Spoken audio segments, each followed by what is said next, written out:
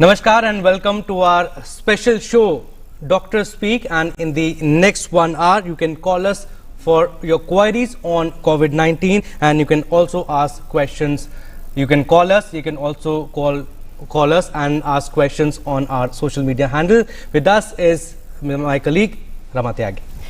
शुक्रिया अभिषेक और नमस्कार दर्शकों, स्वागत है आप सभी का हमारे इस खास शो में। हमारे नहीं बल्कि मैं कहूंगी कि आपके इस खास शो में, क्योंकि इसमें हम करते हैं आपकी चिंताओं का, आपके प्रश्नों का समाधान जो कोविड-19 को हराने से जुड़े हुए हैं। किस तरह से आप प्रिकॉशन ले सकते हैं, किस तरह से आप चिकित्सकों की सलाह ले सकते हैं और विशिष्ट डॉक्टर्स का पैनल भी हमारे साथ जुड़ता है। और आज भी डॉक्टर्स के ऐसे ही पैनल के साथ हम मौजूद हैं आपके समक्ष। आप अपने प्रश्न हमें भेज सकते हैं हमसे जुड़कर, सोशल मीडिया के जरिए, फेसबुक के जरिए, ट्विटर के जरिए और डायरेक्ट फोन कॉल करके आप हमसे सवाल पूछ सकते हैं। हमारे फोन नंबर जो हैं स्क्रीन पर दिखाई दे रहे हैं 23387031 और 011-230-97655। तो आप हमें कॉल कर सकते हैं, आप फेसबुक से जुड़ सकते हैं, आप हमारे ट्विटर हैंडल से जुड़ सकते हैं, सोशल मीडिया प्लेटफॉर्म पर हमसे सवाल पूछ सकते हैं, डॉक्टर से डायरेक्ट अपनी चिंताओं का समाधान प्राप्त कर सकते हैं। हमारे साथ डॉक्टर्स भी जुड़े हुए हैं। इस समय हमारे साथ डॉक्टर अपर्णा अग्रवाल जुड़ी हुई हैं जो डायरेक्टर प्रोफेसर हैं लेडी हार्डिंग मेडिकल कॉलेज से। डॉक्टर अपर्णा, आपका स्वागत है हमारे इस खास शो में। बेसब्री से दर्शक इंतजार कर रहे हैं डॉक्टर्स के जुड़ने का और आपका स्वागत है। डॉक्टर अपर्णा, आपसे शुरुआत यही करना चाहेंगे कि हालांकि केसेस बढ़ जरूर रहे हैं, लेकिन जिस तरह से सरकार की तरफ से आंकड़े आ रहे हैं, जो स्वस्थ होने की दर है वो बहुत तेज है और इसके अलावा जो डबलिंग की दर है वो काफी कम हो गई है। तो इन आंकड़ों को अगर आम आदमी की भाषा में समझें और डॉक्टर होने के नाते एक आम आदमी की चिंता का समाधान आप कैसे करेंगी, कैसे समझाना चाहेंगी, किस तरह की स्थिति है और किस तरह से बेहतर प्रिकॉशन लिए जा सकते हैं? डबलिंग रेट का मतलब कि आज जितने पेशेंट्स हैं वो कितने दिन में एग्जैक्टली डबल होंगे जी। तो डबलिंग रेट अभी बढ़ गया है क्योंकि पहले जितने दिनों में नंबर्स डबल हो रहे थे वो कम थे और अभी ज्यादा हुआ है। लेकिन क्योंकि अभी बेसलाइन नंबर्स बहुत ज्यादा हैं, इसीलिए आंकड़े तो बढ़ते ही रहेंगे। तो वो हमको एक्सपेक्ट करना है, ये चीज माइंड में रखें कि उससे घबराने की बात बिल्कुल नहीं है। आंकड़े अभी कुछ दिन और बढ़ेंगे ही, लेकिन उससे हमको घबराने की जरूरत नहीं है। डबलिंग रेट हम देखते रहे और एक हमको डेथ रेट, ये दो चीजें हमारे लिए इम्पोर्टेंट है जो हमको देखनी है। तो डबलिंग रेट बढ़ा है, डेथ रेट हल्का सा पहले से बढ़ा है, लेकिन फिर भी बाकी दुनिया की एवरेज से अभी भी काफी कम है। तो ये दो चीजें हैं जो हमको काफी सुकून देना चाहिए हमारे मन में। और बाकी प्रिवेंशन के लिए तो जो गोल्ड स्टैंडर्ड 3 चीजें बार बार आप लोग भी बता रहे हैं, हम लोग भी बता रहे हैं रोज की रोज, सोशल डिस्टेंसिंग, मास्क और हैंड हाइजीन, ये 3 चीजें बहुत जरूरी हैं इसके लिए और वो हमको मेंटेन करके रखना है। अभी हम लॉकडाउन से निकलने की स्थिति में हैं, धीरे धीरे करके निकल रहे हैं, लेकिन हमको ये तीनों चीजें बिल्कुल भूलनी नहीं है। तीनों चीजें एकदम इम्पोर्टेंट है। सोशल डिस्टेंसिंग, जब भी किसी से मिले बात करें तो कम से कम 1 मीटर की और पॉसिबल हो सके तो 2 मीटर की दूरी रखें। मास्क, दोनों आमने सामने वाले जो भी बात कर रहे हैं मास्क जरूर पहने। कॉटन का mask, multi layered mask public के लिए एनफ है। और थर्ड चीज हैंड हाइजीन, तो हाथ हमको बार बार धोने हैं। कोई भी चीज बाहर वाली अगर हम छुएं तो उसके बाद में हाथ जरूर साबुन के पानी से अच्छे से धोएं। और अगर साबुन का पानी उपलब्ध नहीं है, अगर हम बाहर हैं, तो अपने साथ छोटी सी सैनिटाइजर की शीशी रखें जिससे हम हाथ बार बार साफ करें। Dr. जरूरी है। Yeah, Dr. Rudra Prasad Acharya, who is a senior surgical oncologist, he is also joining us now. Thank you for joining us, Dr. Rudra Prasad. Dr. Prasad, cases like we were discussing, cases have been rising fast at a steep rate. Do you think it is a matter of worry, or you think, I mean, this is the 5th, I think, or 6th consecutive day where the recovery rate is higher than the active rate? You think it is a positive sign? Definitely, क्योंकि आप ये देखेंगे कि जो हमारा lockdown खुला और हमने उसके बाद एक्टिविटीज चालू की, तो हमारी लॉकडाउन की मतलब था कि अल्पीकरण या मिटिगेशन, वो हमारी सक्सेसफुल रही। उसके बाद जैसे खुलेंगे, लोग काम में जाएंगे, तो in spite of all precautions, because it is airborne and सामने ड्रॉपलेट से इन्फेक्शन होता है, तो ये ऑब्वियस बात है कि इन्फेक्शन की रेट बढ़ेगा। लेकिन सबसे बड़ी अच्छा चीज है कि हमारी रिकवरी रेट काफी फास्ट है, और हमारी जो ऐसे जैसे मैडम ने बताया डबलिंग टाइम हो रहा है, कम हो रहा है, और प्लस हमारी जो डेथ रेट है वो कम है। तो ये सबको अगर देखेंगे तो हमारी सारी पॉजिटिव साइन है। सिर्फ एक चीज का जरूरी है कि अभी काफी सारे बिना सीरियसनेस के पेशेंट्स हॉस्पिटल में भर्ती हैं, जिनको कि हम बाहर भी मैनेज कर सकते हैं।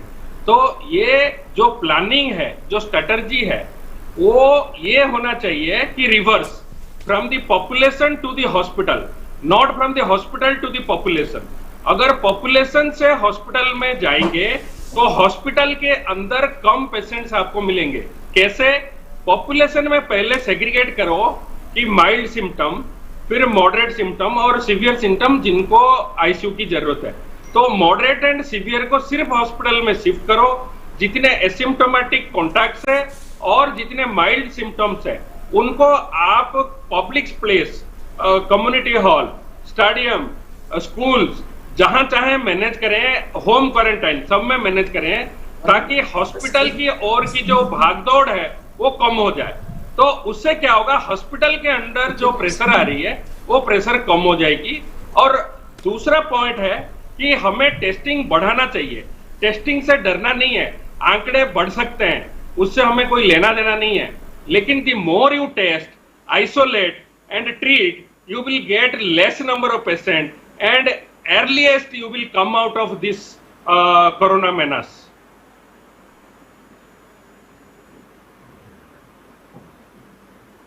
कहा कि एक तो जो टेस्टिंग है वो बढ़ानी चाहिए, इसके अलावा क्वारंटाइन से संबंधित आपने कहा कि हॉस्पिटल्स पर जो प्रेशर है वो कम किया जा सकता है, स्ट्रैटेजी एक बनाकर उपयुक्त। बहुत बड़ा सवाल ये आता है क्योंकि जो इन्फेक्शन है वो नया है और जो है ज़्यादा मात्रा में ये फैला भी।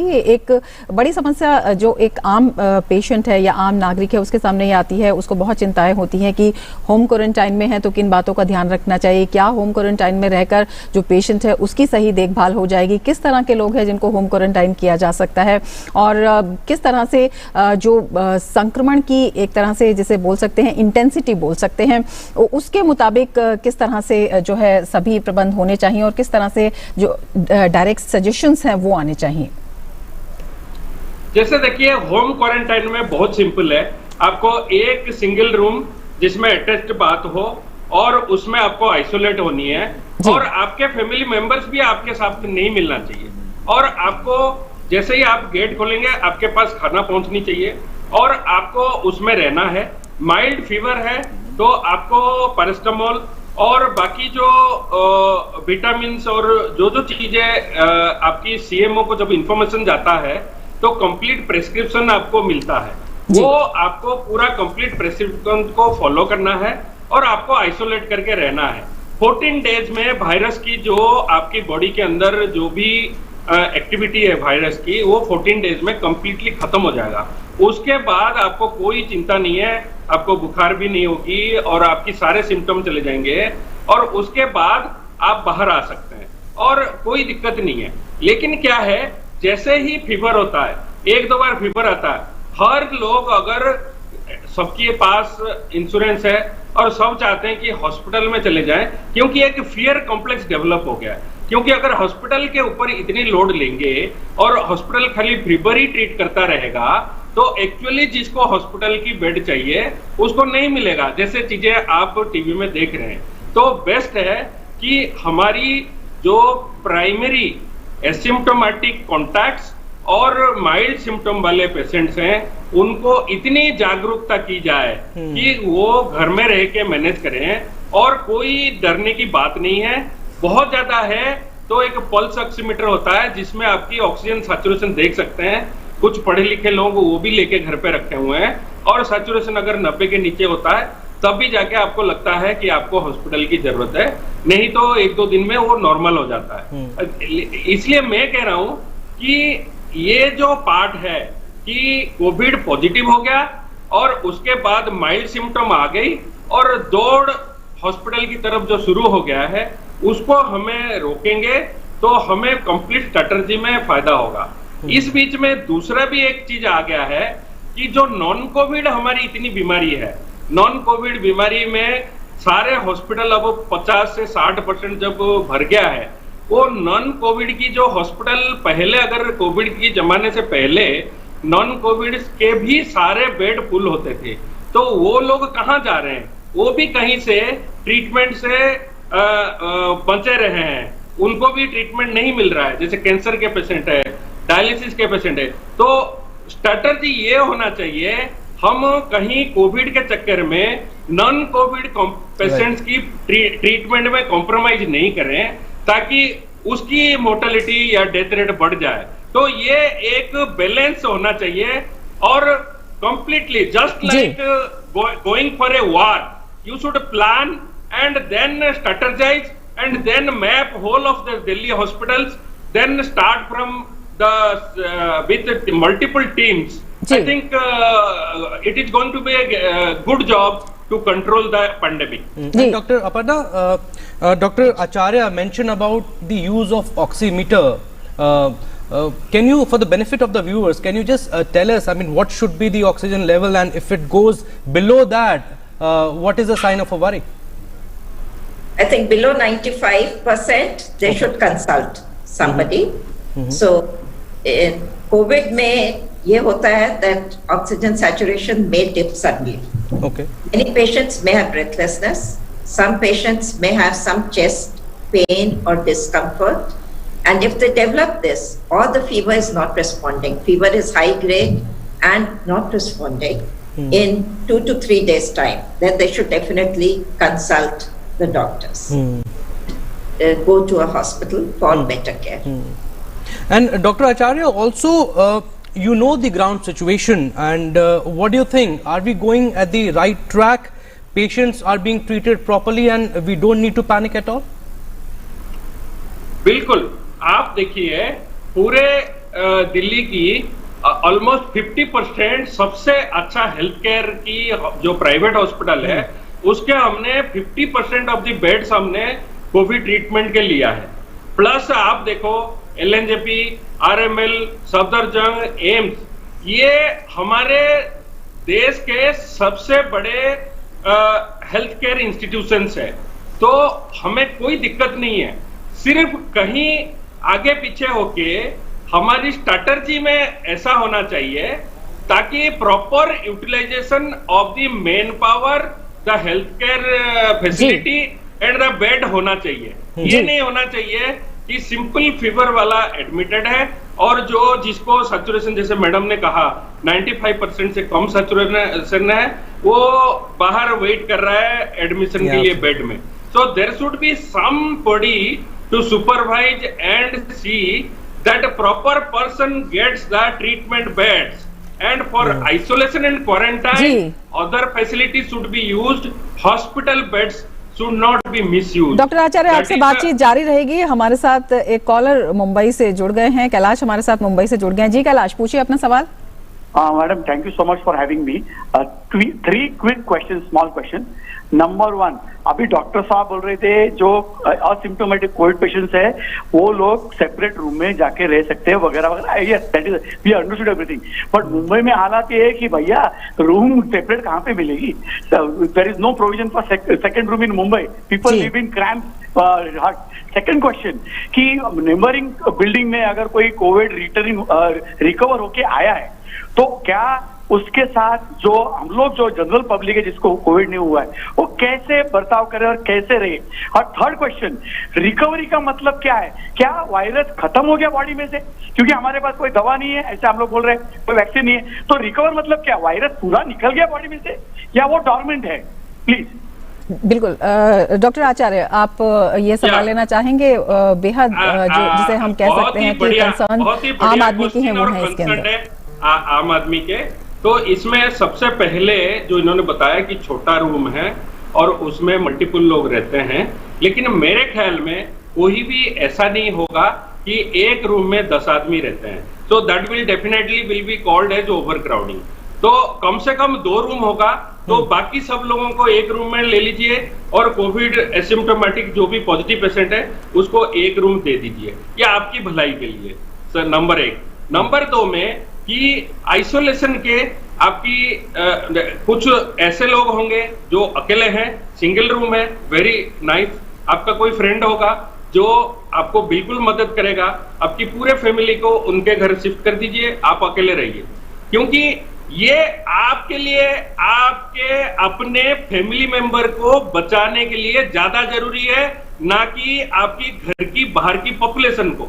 आप ये इस बात को समझिए, आप अगर आपकी फैमिली में 4 मेंबर है और आप घर में रहते हैं तो बाकी 3 को आप इन्फेक्ट करेंगे, क्या आप ये चाहेंगे? कभी नहीं चाहेंगे। लेकिन डॉक्टर आचार्य इसमें एक बात पूछना चाहेंगे, जिस तरह से आपने कहा है कि अगर घर में 2 रूम है या 4 रूम है तो एक रूम उनको दे दीजिए, बहुत सारे घरों में उतने रूम्स नहीं होते हैं, और इसमें एक और बेहद महत्वपूर्ण बात है कि क्या केवल रूम सेपरेट करना होता है या फिर उससे दैनिक जीवन से जुड़ी जो अन्य गतिविधियां हैं, वॉशरूम्स हैं या और सब चीजें हैं, खाना पीना है, इन सबको भी अलग करना होता है? सब कुछ अलग करना होता है, इसलिए अगर ऐसा सिचुएशन है, better to go to a isolation और ए इंस्टीट्यूशनल क्वारंटाइन सेंटर, क्योंकि हॉस्पिटल जरूरत नहीं है उसके लिए। आप क्वारंटाइन सेंटर जो भी आपके घर के पास है, उस क्वारंटाइन अभी स्कूल्स को कन्वर्ट की जा रही है, तो आप अगर इतना ज्यादा जरूरी है कि आप मैनेज नहीं कर सकते अपने घर में, तो आप क्वारंटाइन सेंटर में जाना पड़ेगा। लेकिन और दूसरा बहुत ही बढ़िया सवाल इन्होंने पूछा था कि अगर मरीज के अंदर इन्फेक्शन आया, क्या उसके अंदर खत्म हो गया या दबा के रखा गया? बिल्कुल 14 दिन बाद आप सारे टेस्ट करा लो, आपकी सारे टेस्ट नेगेटिव आएंगे। लेकिन कई बार क्या होता है, जो एंटीबॉडी है वो थोड़े दिन तक एक्स्ट्रा रहता है, लेकिन ये बताया गया है 21 दिन में वो भी खत्म हो जाता है। तो ये मत समझना कि वायरस डोरमेंट है और कोई रिकवर करके आया है तो उसको बिल्कुल आप अछूत मान जाओ, क्योंकि यही फियर और मिथ जो घूम रही है, उसी की वजह से सारे साइकोफेंसी और हम अपने आप को बिल्कुल फियर में पागल बना रहे हैं। लेकिन एक्चुअल चीज है कि 14 डेज के बाद वो बिल्कुल आपके साथ मिल सकते हैं, घर की सारी एक्टिविटी में रह सकते हैं, कोई दिक्कत नहीं है। बिल्कुल। डॉक्टर अपर्णा भी हमारे साथ जुड़ी हुई हैं। डॉक्टर अपर्णा, आपसे भी पूछना चाहेंगे कि जिस तरह से ये जो कंसर्न्स हैं अभी हमारे कॉलर ने दर्शाई, ज्यादातर सभी के मन में ये सवाल होता है, बिल्डिंग से, एक ही बिल्डिंग से लेकर उन्होंने कहा कि जो एक ही बिल्डिंग में हैं और जो एसिम्प्टोमेटिक पेशेंट्स हैं उनको लेकर क्या सावधानी होनी चाहिए, तो इन सब चिंताओं को आप किस तरह से देखती हैं और क्या कुछ सजेशन आप इस बारे में देना चाहेंगी? बिल्कुल, जो हम लोग मानते हैं कि लोग सिम्प्टोमेटिक चौथे दिन होते हैं, तो 14 दिन लें तो 10 दिन from onset of symptoms patients को डिस्चार्ज कर देते हैं जो हॉस्पिटलाइज हुए हैं या जो कोविड केयर फैसिलिटीज में हैं, जैसा कि डॉक्टर साहब ने बताया। तो टोटल 14 दिन, 4th डे सिम्टम ऑनसेट मान करके 10 दिन उसके बाद। तो अब माइल्ड और हल्का मॉडरेट में दोबारा टेस्ट की जरूरत नहीं है और उनको डिस्चार्ज कर देते हैं। जब वो डिस्चार्ज हो गए हैं तो ये मानना है कि वो अब नॉन इन्फेक्टिव हैं, तो किसी को भी उनसे डरने की जरूरत नहीं है। उसको और 1 हफ्ता हम लोग होम आइसोलेशन के लिए बोलते हैं, to be on the safer side, और दोबारा से टेस्टिंग की जरूरत नहीं है unless the patient has moderately severe infection या सिवियर इन्फेक्शन या उनको कोई कॉम्प्लिकेशन हुई। तो कॉम्प्लिकेशन हुई है, बुखार ज्यादा दिन के लिए रह रहा है, तब फिर उनका हम लोग दोबारा से टेस्टिंग करते हैं कोरोना के लिए, और वो जब नेगेटिव आता है उसके बाद ही उनको घर भेजते हैं। तो डॉक्टर अपर्णा, एक सवाल पूछना चाहेंगे कि ठीक होने के बाद 14 दिन के क्वारंटाइन के बाद क्या कितने टेस्ट की जरूरत पड़ती है? और जिस तरह से एक बेहद महत्वपूर्ण सवाल उन्होंने किया था कि वायरस खत्म होने या ना होने से संबंधित, तो उस दिशा में एक जो उसके पीछे छिपी हुई चिंता थी वो ये थी कि क्या ये दोबारा भी हो सकता है, तो इस बारे में क्या कहना चाहेंगे, क्योंकि बहुत से लोगों के मन में ये सवाल होता है। दोबारा अभी डेफिनेट इलनेस नहीं बताई है। एक दो रिपोर्ट्स हैं, हालांकि कुछ केसेस में पॉजिटिव स्वैब्स आए हैं, जो हम लोग नेजल स्वैब लेते हैं या थ्रोट स्वैब लेते हैं, लेकिन स्वैब हम ये सबकी जानकारी के लिए है कि स्वैब जेनेटिक मटेरियल टेस्ट करता है। तो एक बार वायरस नॉन इन्फेक्टिव भी हो जाए तो जेनेटिक मटेरियल रह सकता है, जो कि टेस्टिंग में पॉजिटिव आ सकता है, but the patient is non infectious. तभी अभी पहले से चेंज होकर के ये गाइडलाइंस हुई हैं कि माइल्ड और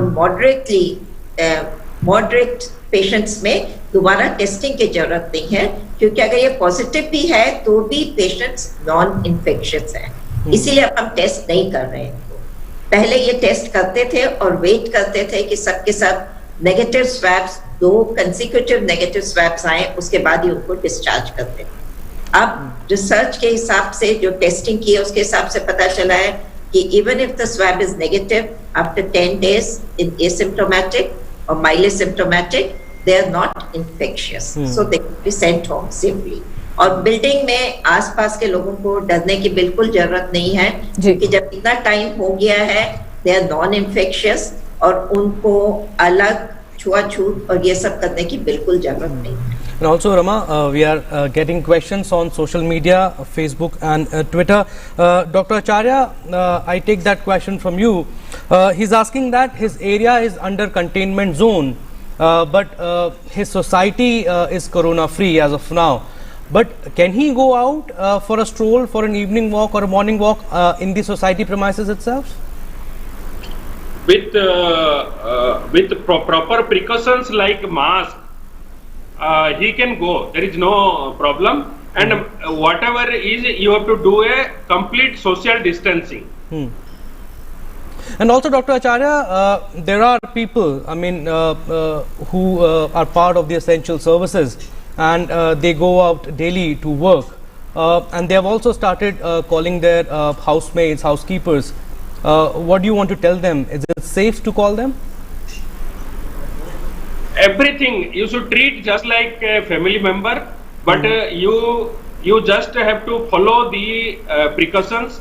When at the entry they should have changed their masks, then hand sanitization, hand washing, then and also the footwear also?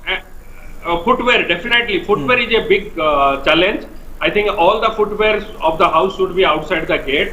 Okay. And after that they can do the job and go. It is just like anybody in the house.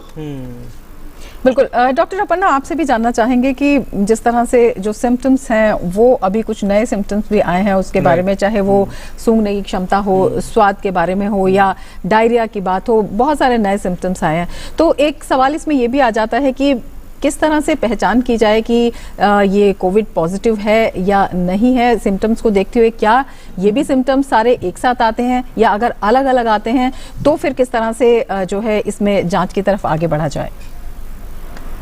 Symptoms काफी नए नए अब आ रहे हैं जी। Some of them are uncommon symptoms।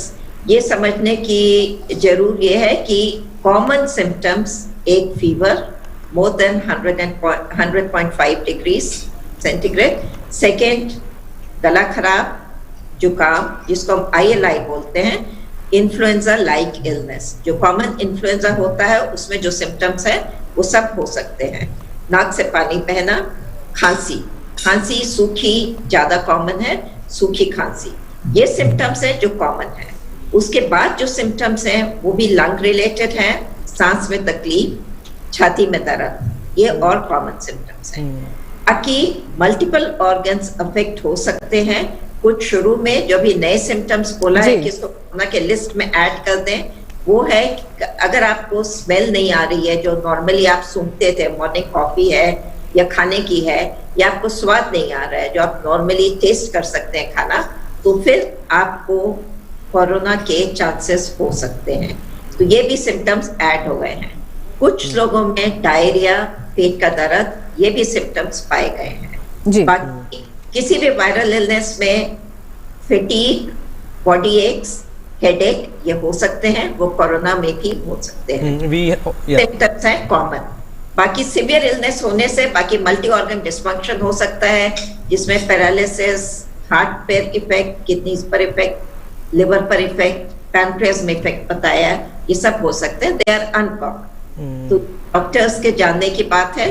बाकी आम public के लिए जो पहले सिम्टम्स बताए हैं कॉमन, वो चीजें जाननी जरूरी है। अगर वो है, स्पेशली अगर आप कंटेनमेंट जोन से हैं, रेड जोन से हैं, या फ्रंट लाइन वर्कर्स हैं, हॉस्पिटल एम्प्लॉय हैं, तो डेफिनेटली आपको अपना टेस्ट करवाना चाहिए और कंसल्ट करना चाहिए। We'll come back to you, Doctor. A caller is joining in. Mr. Akshay Bhandari is calling in from Sirsa. Akshay जी, पूछिए अपना सवाल। सर, मैं विदिशा से बात कर रहा हूँ। मेरे एरिया में डेली 1, 2, 3 ऐसे केसेस आ रहे हैं। फिलहाल में मतलब कोई भी डेथ नहीं है, लेकिन यहाँ पे पूरा मार्केट ओपन हो चुका है। मतलब छोटे छोटे चाट पकोड़े के ठेले और ये स्नैक्स की जो शॉप्स होती हैं वो सभी ओपन हो चुकी हैं। तो मेरा क्वेश्चन है कि क्या ये इस ऐसे विपरीत काल में ये सब चाट पकोड़े ये सब खाना आपकी सेहत के साथ खिलवाड़ करने जैसा नहीं होगा?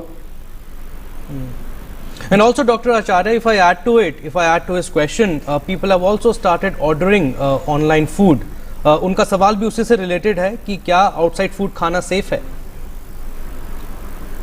देखिए, इसका तो मैं एक्सपर्ट नहीं हूँ, फिर भी आप देखेंगे तो आपको बचना है, ठीक है? आप ऑर्डर करके खाएंगे या बाहर जाके चाट पपड़ी खाएंगे, या आप डिसाइड कर सकते हैं। ये आपके लिए है, आपकी शरीर और सुस्त रहना कितना जरूरी है ये आपको पता है। अगर आपको अगर जरूरत नहीं है, ये चीज नहीं करिए, unless there is a compulsion, that sometimes you have a very much compulsion of not having food in the house, then you can order. So, but it is not required for you. It is not worth taking that risk at this moment. बिल्कुल। Doctor Aparna, आपसे भी यही जानना चाहेंगे कि जब अब सब लोग घर से काम के लिए बाहर निकल रहे हैं, प्रिकॉशन के साथ निकल रहे हैं, मार्केट्स भी खुल रहे हैं, हालांकि बहुत सी सावधानियां जो हैं, दिशा निर्देश हैं उसमें जारी किए गए हैं, और बहुत बार ऐसा होता है कि बाहर से हमें सामान खरीदना पड़ता है, खाने का सामान भी हमें लेना पड़ता है, तो उसमें सावधानी जो है वो क्या बरती जाए? सावधानी जो बार बार बोल रहे हैं, 3 main pillars, social distancing, hand hygiene and respiratory hygiene, जिसका हम ध्यान मास्क से रखते हैं। तो दोनों चीजें हमको हमेशा दिमाग में रखनी चाहिए जब भी हम घर के बाहर निकले। जब हम बाहर निकल रहे हैं तो थोड़ा बहुत रिस्क है, डिस्पाइट ऑल प्रिवेंटिव मेजर्स, जो घर के अंदर रहने जैसा सेफ नहीं है। तभी हम बोलते हैं कि जिसको बाहर जाने की जरूरत नहीं है वो नहीं जाए। एल्डरली जो हैं, जो कोमॉर्बिडिटीज जिनको हैं, बच्चे हैं, प्रेग्नेंट लेडीज हैं, वो जितना घर के अंदर रह सकते हैं घर के अंदर रहें। सोशलाइजिंग अभी नहीं करिए, लेकिन जिनको काम की वजह से जाना है, क्योंकि इकोनॉमी और हेल्थ दोनों बैलेंस करनी है, तो जिनको काम की वजह से जाना है और कोई इसेंशियल्स खरीदने के लिए जाना है, वी शुड ट्राई जितना मिनिमम ट्रिप्स हो सके। तो मिनिमम ट्रिप्स से हम काम चला सकते हैं, उतने मिनिमम ट्रिप से काम चलाएं। इकट्ठे सामान हफ्ते भर का ले आएं, प्लान कर लें ये चीज चाहिए हो सकती है, इकट्ठे सामान ले आएं। ऑफिस जाके सीधे ऑफिस जाएं, काम करके घर वापस आएं। वहां पे इकट्ठे मिलजुल करके इकट्ठे अपना लंच इकट्ठे कर रहे हैं, ये कर रहे हैं, वो चीज नहीं होनी चाहिए, नहीं करना है। तो हमको सोशल डिस्टेंसिंग वहां पर भी मेंटेन करना है। बिल्कुल, जिस तरह से जो सारी गाइडलाइंस हैं उनकी बात है, या जो सिम्टम्स हैं उनको देखने की बात है, ऐसे में आरोग्य सेतु ऐप ये कितनी मददगार है? हालांकि बहुत सारे लोगों ने ये डाउनलोड की है, ज्यादातर लोग डाउनलोड कर रहे हैं, लेकिन फिर भी इसको समझना चाहेंगे कि किस तरह से ये मदद कर सकती है आपको कोविड से बचाने में या एक प्रिकॉशनरी मेजर लेने में। Aarogya Setu app is a very very good app. The only slight drawback I will say is people are not updating it. उसमें जब तक हम अपना डेटा अपडेट नहीं करेंगे, it cannot help. अगर मैं कोरोना से आज ग्रसित हुई हूँ, मेरे को कोई सिम्टम्स हैं, I have to upgrade my status in that app.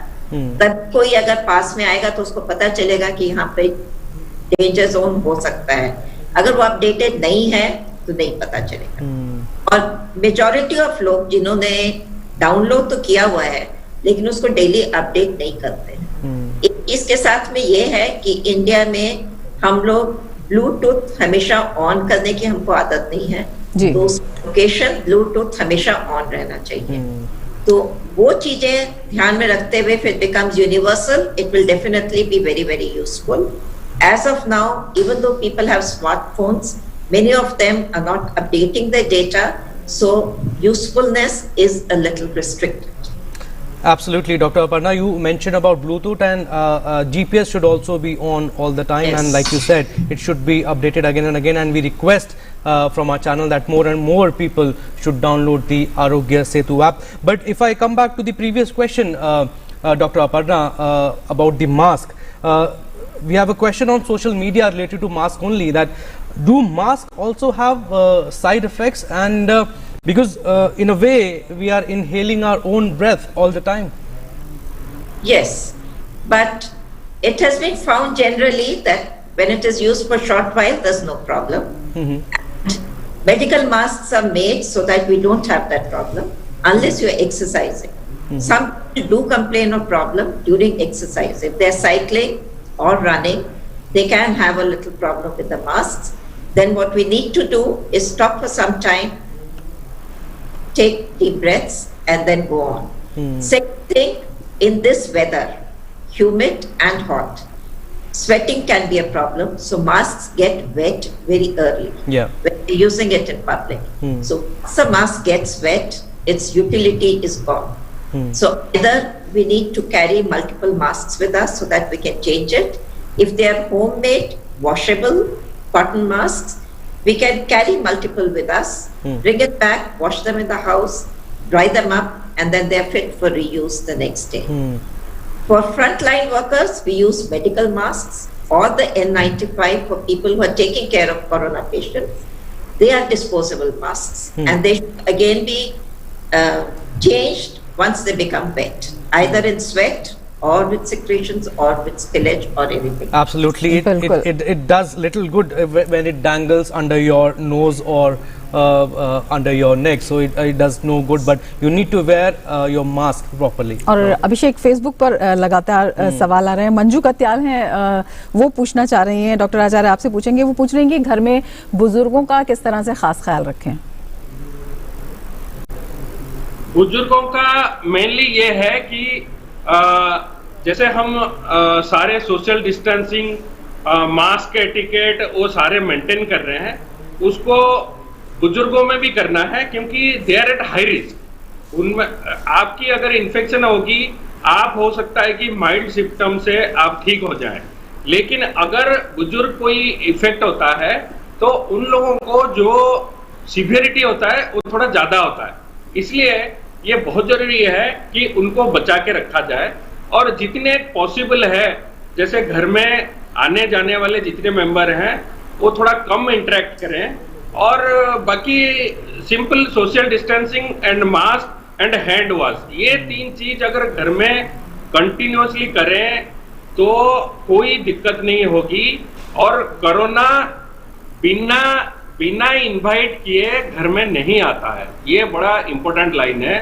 Corona बिना इनवाइट किए घर में नहीं आता है, तो अगर आप इनविटेशन नहीं देंगे तो ना घर में आएगा ना बुजुर्गों को होगा।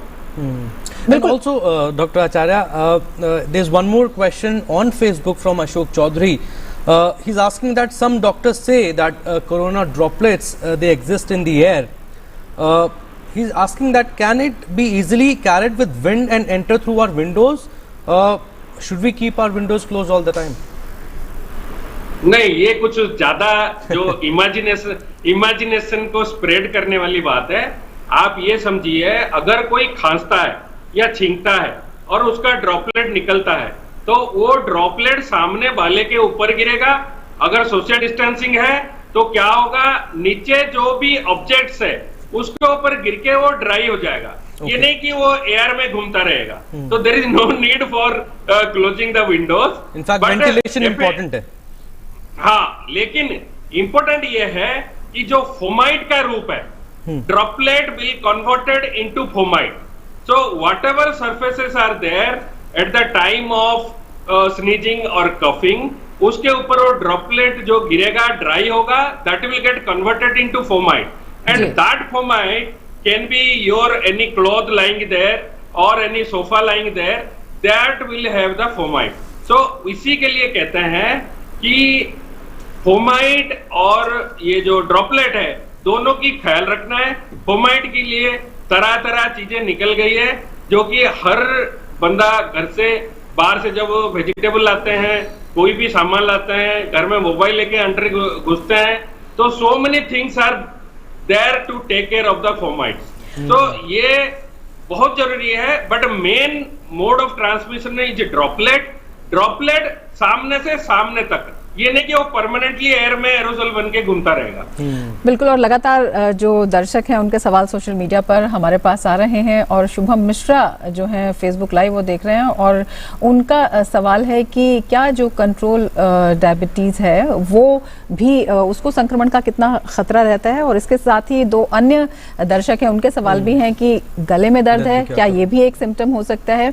और इसके अलावा जो headache is also he is asking, जो हल्का सरदर्द है, क्या उसे भी कोरोना का सिम्टम माना जाए? आई थिंक ये सवाल मैडम ले सकते हैं, क्योंकि this is more related to Covid.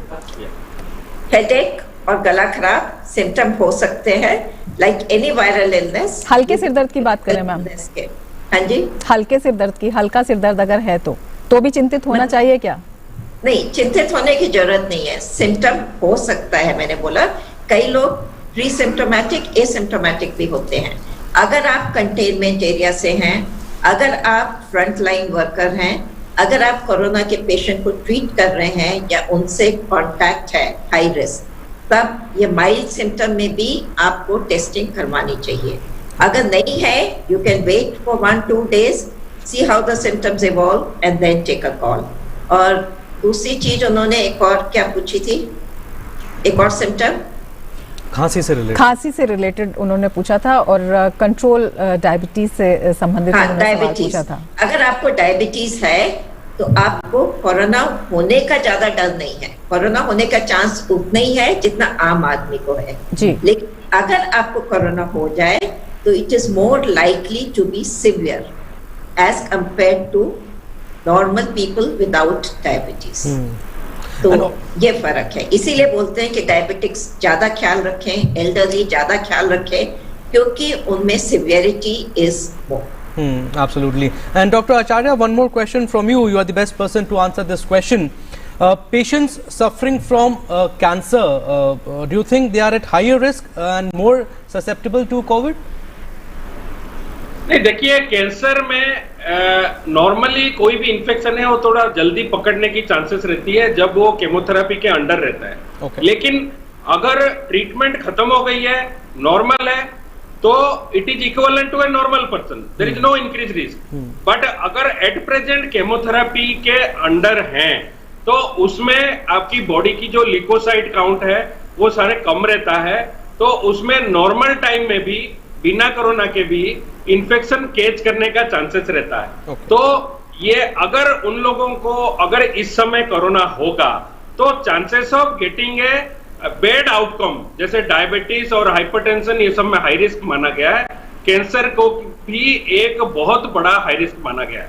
तो इसलिए यही डर के हमारे जो इफेक्ट हो रहा है, जो हमने कल एनालिसिस कर रहे थे पूरे दिल्ली में, जो हमारे कैंसर के मरीज इस 3 महीने में 2019 में जितने पेशेंट सारे दिल्ली के हॉस्पिटल में ट्रीटमेंट ले रहे थे कैंसर के पेशेंट, उसका आज की डेट में 60% patients are not coming for treatment, which is a very bad sign. That is why I am asking non covid cancer patients कहां जाएंगे, उनको भी एड्रेस करने की जरूरत है, बिल्कुल खास ख्याल रखने की जरूरत है। डॉक्टर आचार्य आपसे जुड़े रहेंगे। इस वक्त एक दर्शक हमारे साथ जुड़ रही हैं विदिशा से, ज्योति भंडारी हमारे साथ विदिशा से जुड़ी हुई हैं। जी ज्योति, पूछिए अपना सवाल। जी सर नमस्ते। हाँ नमस्कार ज्योति, पूछिए अपना सवाल। जी सर नमस्ते। मेरा प्रश्न है कि हमारे विदिशा जिले में 4-5 एक्टिव केस हैं और बाकी सब कुछ ठीक है, लेकिन मेरा प्रश्न है कि हमारे घर में जो नौकर चाकर बाइयां काम करती हैं उनसे हम अपनी सुरक्षा कैसे बनाएं ताकि हम सुरक्षित रह सकें और बाइयां भी हमारी सुरक्षित रह सकें। एक क्वेश्चन और है कि मेरे पतिदेव जब बाहर से काम करके आते हैं तो वो आके नहाते हैं और कपड़े तुरंत वॉश ना करें, अगले दिन वॉश कर सकें, या बाई को हम कपड़े धोने दे सकते हैं क्या? कपड़े वॉश किस तरह से करें, आप हमें जानकारी दें। जी डॉक्टर अपर्णा। ओके, ये बाइयों का जो है, अगर आपके आसपास संक्रमित हैं और बाई उनके घर नहीं जा रही है, क्योंकि जो भी संक्रमित है वहां पे उनको आइसोलेशन में रखते हैं, तो बाइयां वहां नहीं जा रही। कॉमन बाइयां अगर हैं तो डेफिनेटली उनको आप मना करिए, अदरवाइज आप बाइयों को बुला सकते हैं घर में, चप्पलें उनकी बाहर उतारने को कहिए, आते ही वो मास्क अपना चेंज करें, हाथ पैर, अगर आपके पैर धोने की भी जगह है तो हाथ पैर उनसे धुलवा करके फिर काम करने को बोलिए, और फ्रेश मास्क उनको दे सकते हैं जो आप डिफरेंट मास्क पहन करके आपके घर में काम करेंगे। अगर उनको कोई भी सिम्टम है, बुखार, गला खराब, नजला जुकाम या और कोई कोरोना का खांसी, सूखी, सांस में तकलीफ, तो उनको बंद कर दीजिए जब तक वो ठीक नहीं हो जाती है। अगर आप में कोई सिम्टम है किसी में भी फैमिली मेंबर में, तब भी उनको घर से आने के लिए रोक दीजिए, और अगर ये सब प्रिकॉशंस ले रहे हैं तो बाइयां घर में आके काम कर सकते हैं। Okay, doctor Acharya, go ahead ma'am, go ahead. Second एक और क्वेश्चन था जी। दूसरा क्वेश्चन उनका ये था कि जिस तरह से उन्होंने अपने पतिदेव के संदर्भ में पूछा था कि वो बाहर से आते हैं और कपड़े जो रखने हैं तो वो धोने के संबंध में उन्होंने पूछा था कि इस तरह से जब बाहर से आते हैं तो कपड़ों की सतह को कितनी देर तक वो जो है कपड़े धोने की एक ड्यूरेशन है उसको सर्फ में रखना चाहिए, या फिर जो उनके काम करने वाले हैं वो उनसे धुला सकते हैं, और कितना जो टाइम है जी।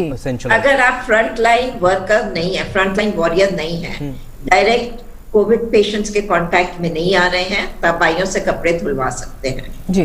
3 साबुन पानी से जैसे कपड़े हम लोग धोते हैं वैसे कपड़े धो करके बाहर धूप में सुखा दीजिए, सूख जाते हैं तो दे आर ओके। अगर आप हॉस्पिटल में जा रहे हैं और कोविड ड्यूटीज कर रहे हैं या पेशेंट्स के कांटेक्ट में हैं, तब बेटर ये है कि आप आते ही नहाइए और साथ के साथ अपने कपड़े साबुन के पानी से धो करके बाहर डालें। इसमें उन्होंने टाइम ड्यूरेशन भी पूछा है कि क्या कपड़े जो हैं वो तुरंत उसी दिन धो सकते हैं या फिर उसको जो भी सॉल्यूशन है उसके अंदर रखना चाहिए अगले दिन तक? साथ के साथ धो करके डाल दें तो बेटर है। अगर कोविड पेशेंट्स के कांटेक्ट में हैं तो आधे घंटे डिप करके रखिए, वो बेटर है। साबुन के पानी में अगर आधे घंटे डिप करके रखें, that is good enough to kill all virus. And also, Dr. Acharya, if I come back to the discussion we were having on cancer patients, my question to you is, any guidelines that you are following regarding the management of cancer patients in the backdrop of coronavirus outbreak?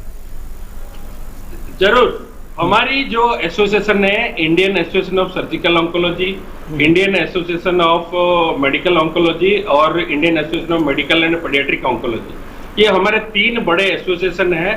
तीनों ने मिलके एक common guideline plan किया है, जिसके तहत हम सारे ट्रीटमेंट प्रणाली को जैसे पहले कोरोना से पहले ट्रीट करते हैं, अभी भी वही प्रणाली अभी कर रहे हैं, लेकिन इसमें हम ये कर रहे हैं कि पेशेंट कम से कम हॉस्पिटल की तरफ आए। सारे कंसल्टेशन, फॉलोअप कंसल्टेशन हम वीडियो कंसल्टेशन में करते हैं, व्हाट्सएप, वीडियो कंसल्ट, ये सब में करते हैं। नंबर 2 में जैसे रेडिएशन की ड्यूरेशन है उसको कम करके, हाई डोज बढ़ा के उसको हाइपोप्रेक्सनेटेड रेडियोथेरेपी बोलते हैं, जो रेडियोथेरेपी की ड्यूरेशन कम की गई है, जिससे पेशेंट कम, नॉर्मली 30-34 डेज आते हैं, इसमें करीब 20 दिन आते हैं। तो ये ट्रीटमेंट प्रणाली। तीसरा है केमोथेरेपी के लिए, जहां तक पॉसिबल है हम केमोथेरेपी के टेबलेट्स आते हैं, टारगेट थेरेपी के टेबलेट्स आते हैं। केमोथेरेपी के कुछ चीजें हैं जो पंप के थ्रू घर में केमोथेरेपी ले सकते हैं, तो पंप दिया जाता है जिसके अंदर केमोथेरेपी रहती है, और तीसरे दिन आके वो पंप निकाल देते हैं। तो so many modifications are being done, but the treatment outcome remains the same in spite of all modification. क्योंकि जी, एक और महत्वपूर्ण सवाल आपसे हम जानना चाहेंगे, क्योंकि जो बढ़ते केसेस के बीच में एक महत्वपूर्ण जो सवाल है वो ये हो जाता है कि किस तरह से व्यवस्था बनाई जाए, किस तरह से जो हेल्थ के उपकरण हैं या फिर जो हॉस्पिटल्स हैं उनको अपडेट रखा जाए और किस तरह से तमाम सुविधाएं हैं वो आई जाएं। सरकार ने अभी एक स्वास्थ्य देखभाल आपूर्ति श्रृंखला पोर्टल लॉन्च किया है, जिसे कहा गया है कि ये जो निर्माता हैं, आपूर्तिकर्ता हैं और ग्राहक हैं, सभी की मदद कर सकता है। तो किस तरह से ये जो जरूरी आवश्यकता है इसको पूरा करता हुआ दिखाई देता है और किस तरह से इससे मदद ली जा सकती है? नहीं, देखो, ऐप में तो कहाँ क्या क्या फैसिलिटीज है वो आपको दिखाई जाएगी। उसके हिसाब से जहां आपकी जरूरत है उस हिसाब से आप उस हॉस्पिटल में जाके एडमिट होके ट्रीटमेंट ले सकते हैं। लेकिन जो सबसे बड़ी समस्या जैसे आती है, जैसे हमारे जैसे मैक्स में बड़े अस्पताल है, तो उसमें सबसे बड़ी समस्या आती है कोविड पेशेंट और नॉन कोविड पेशेंट की मिक्स नहीं होना चाहिए। तो हमने क्या किया है, हमारी जो दोनों एंट्री है कंप्लीटली अलग है। इमरजेंसी को कोविड एंट्री में कन्वर्ट कर दिया गया है, उसकी लिफ्ट अलग है।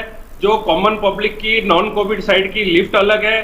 फ्लोर्स, जिस फ्लोर में कोविड पेशेंट्स हैं, non Covid lifts do not open in that floor, completely segregated है। आईसीयू, एक फ्लोर को कोविड आईसीयू बना दिया गया है, एक फ्लोर को नॉन कोविड आईसीयू बना दिया गया है। तो ऐसे सेग्रीगेशन की जरूरत है, जिसमें क्योंकि देखा गया है कि इटली और बाकी जगह में, यूरोप में यही भूल हुई है कि वहां mixing of Covid and non Covid patients हुआ है।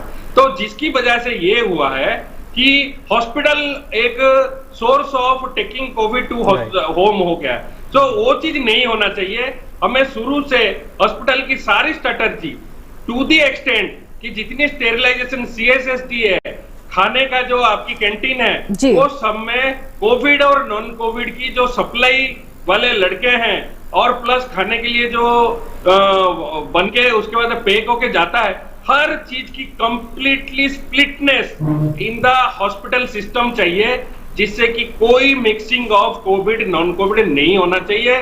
कोविड ट्रीटमेंट के बाद जो भी हेल्थ केयर वर्कर काम कर रहे हैं वो कंप्लीटली डोफिंग बोलते हैं, जिसमें वो अपना सारा पहना हुआ पीपी मास्क सब कुछ निकालते हैं। बिल्कुल पर्याप्त सावधानी डॉक्टर आचार्य बरतनी चाहिए। डॉक्टर अपर्णा भी हमारे साथ जुड़ी हुई हैं। बेहद संक्षिप्त में डॉक्टर अपर्णा पूछना चाहेंगे, जिस तरह से हमने इस पोर्टल की बात की है, तो ये जो श्रृंखला पोर्टल है, किस तरह से जो चिकित्सक हैं, किस तरह से जांच केंद्र हैं और किस तरह से जो इस तरह के हॉस्पिटल्स हैं जो इलाज कर रहे हैं, जिन्हें विभिन्न इक्विपमेंट्स की या व्यवस्था की जरूरत पड़ती है, उसमें एक संपर्क सूत्र का बेहतर काम कर सकता है?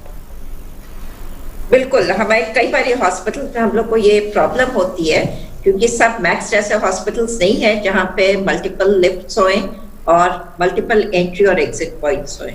तो कई जगह हमको ये प्रॉब्लम होती है कि कैसे सेपरेट आउट करें। तो इनसे हेल्प मिल सकती है, because there people and there apps जिनमें they can guide you on how to go about the things. और कुछ चीजें प्रोक्योर करने में भी प्रॉब्लम है, तो वो चीजें भी it can give us a guidance कि कैसे ये कर सकते हैं। छोटे जगह की अपनी प्रॉब्लम है, बड़े जगहों की अपनी प्रॉब्लम है, सबके उसमें we can get guidance from that. तो it is a good app, it has to develop a little more, but it is good for guiding everybody on this. Absolutely. So the concluding statement would be, please wash your hands and maintain social distance. Thank you so much, Dr. Aparna and also Dr. Acharya for your insights and your time. Thank you so much. बिल्कुल, doctor Aparna और doctor आचार्य हमारे साथ शामिल हुए। आपका बहुत बहुत शुक्रिया तमाम महत्वपूर्ण जानकारी के लिए और दर्शकों की समस्याओं के समाधान के लिए। तो आपसे भी हम यही कहना चाहेंगे कि कोविड को हराना आसान है, डरिए नहीं, बल्कि जो गाइडलाइंस है उनको फॉलो करते रहिए। सोशल डिस्टेंसिंग बहुत ज़रूरी है, इसका पालन करना बहुत ज़रूरी है और जो सिम्टम्स हैं उन पर नज़र रखना बहुत ज़रूरी है। इसके साथ ही आरोग्य सेतु ऐप, इसको डाउनलोड ज़रूर कीजिए और किसी भी तरह के भ्रम में मत रहिए। ऑथेंटिक इन्फॉर्मेशन पर ध्यान रखिए और डीडी न्यूज़ लगातार देखते रहिए। इसके साथ ही Absolutely, and if you don't follow the guidelines, the situation could get darker and unmanageable. Hope we answered all your queries. Thanks for watching. Namaskar. नमस्कार।